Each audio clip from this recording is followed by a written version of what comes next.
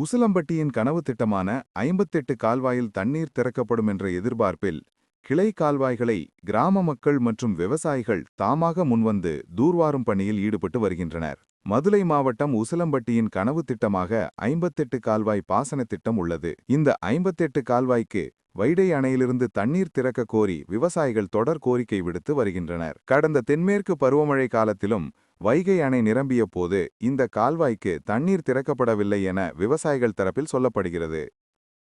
தற்போது வடகிழக்கு பருவமழை காரணமாக வைகை இரண்டாவது முறையாக முழு கொள்ளளவை வைகை அணை எட்டி ராமநாதபுரம் பெரிய கண்மாய் மற்றும் பாரம்பரிய கால்வாய்களுக்கும் தண்ணீர் திறக்கப்பட்டுள்ளது.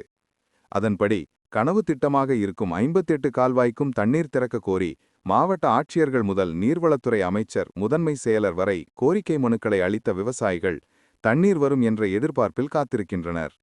இந்த 58 கால்வாயின் மூலம் பயன்பெறும் 33 கண்மாய்களுக்கும் செல்லும் கிளை கால்வாய்களை கிராம மக்களே தன்னெழுச்சியோடு தூர்வாரி சுத்தப்படுத்தும் பணியில் ஈடுபட்டனர்.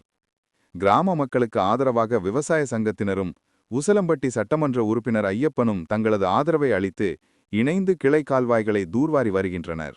இந்த தூர்வாரும் பணி என்பது விரைவில் 58 கிராம கால்வாயில் தண்ணீர் திறப்பார்கள் என்ற எதிர்பார்ப்போடு இந்த பணி நடைபெறுகிறது. நாங்கள் இந்த விவசாயிகளும் விவசாய சங்கமும் 58 கிராம கால்வாய் சங்கமும் நாங்களும் இணைந்து இந்த பணிகளை மேற்கொள்கின்றோம். நீங்கள் தண்ணீர் திறப்பது அரசனுடைய கடமை, அதை கண்மாய்களுக்கு கொண்டு போய் சேர்ப்பது பொதுமக்களுடைய கடமை.